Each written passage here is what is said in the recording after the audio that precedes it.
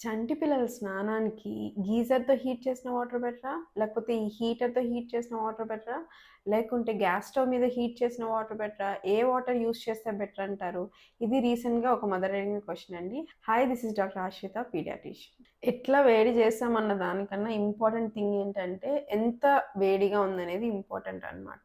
ఎప్పుడు కూడా ఒక మిస్టేక్ చేస్తూ ఉంటారు. వేడి వేడి నీళ్ళతో స్నానం చేపిస్తే బిడ్డ బాగా పడుకుంటుందనే ఉద్దేశంతో ఎక్కువ వేడి నీళ్ళతో చేపిస్తూ ఉంటారండి. అలా చేయకూడదు.